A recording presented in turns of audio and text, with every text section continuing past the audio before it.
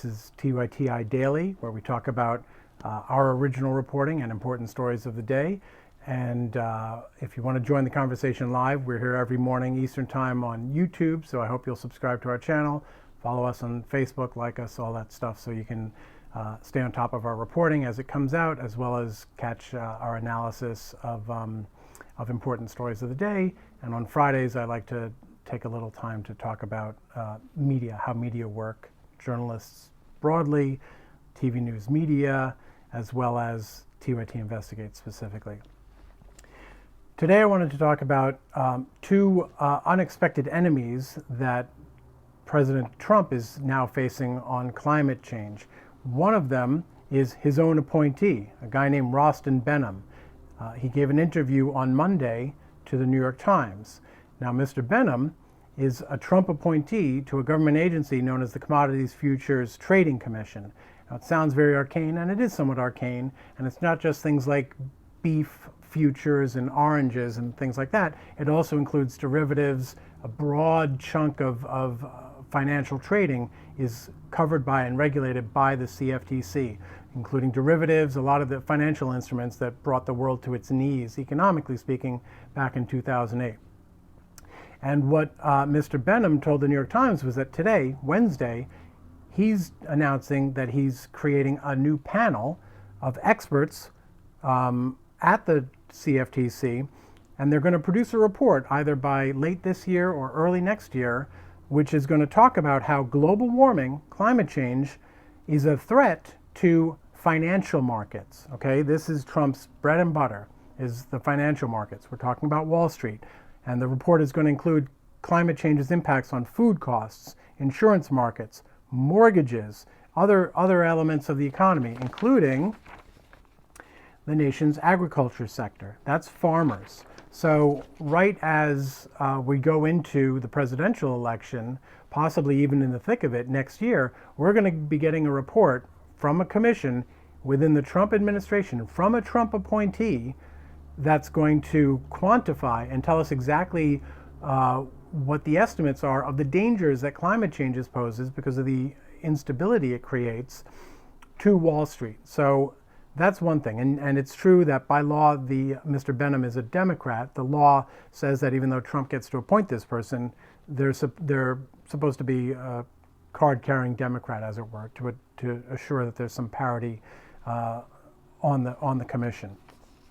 So the gist of the report is expected to focus not just on what could happen, but it's meant to redress some of the things that we're seeing from the Trump administration in terms of quashing the administration's own estimates and the administration's own science on climate change. Here's the quote that Mr. Benham gave to the New York Times. Quote, "When I see people being shut down and muzzled, it concerns me that we're not taking steps to protect the people of our country with the best facts, the best science, the best numbers." So we're going to be getting a report from the Trump administration, from one of the key Wall Street regulators, quantifying the impact that climate change, especially climate change if not addressed by the United States, is going to pose to the financial markets. And as we've all seen, the Dow Jones is pretty much Trump's number one indicator of his own success. So there was one other aspect in here I wanted to share, which is that Mr. Benham does not come to the CFTC from Greenpeace. According to the Times, his background was as a financial trader and a corporate lawyer in New York. So this is exactly the class of person that Mr. Trump says we should all be taking seriously. Now, clearly, climate scientists, environmentalists, farmers, people, stakeholders, and people who are informed are the real people we should be taking seriously. But the problem's getting so bad now, and the prospects for addressing it in a meaningful way are getting so urgent and imminent that now even the short-term thinking class and the non-expert class of Wall Street is starting to get nervous. Which brings us to enemy number two. Supposedly one of Trump's big constituents on a corporate level, the auto industry, right? This is one of his favorite classic American industries that he likes to talk about being the savior of. Never mind that the auto bailout was passed long ago.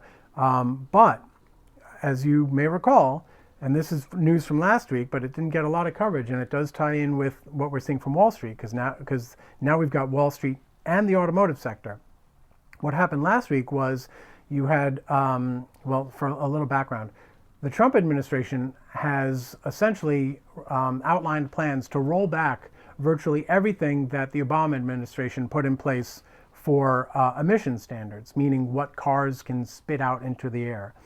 What the Obama era rule was going to do was going to force automakers to achieve an average of 54.5 miles per gallon by 2025. In other words, the average mileage for their cars sold had to be 54.5 miles per gallon by 2025. Not that long from now. Mr. Trump's new rule, which hasn't gone into effect, it hasn't even been released publicly, would freeze mileage standards where they are now at 37 miles per gallon. Here's where it gets interesting, and here's why Detroit is now turning on Trump. California and a number of other states, something like a dozen other states, they get to have their own standards, right? They get to have their own rules about the cars you can sell in their states. And California and these other states are not only suing the Trump administration saying, you can't do this, they're also preparing to impose their own standards, which means roughly half the country is going to be, let's say Trump's plan goes through and all these Obama standards are rolled back and we freeze mileage standards where they are now. That's not going to be true in California and these other states. They're going to say, we don't care about the federal rules. You have to meet our standards, and they're up here.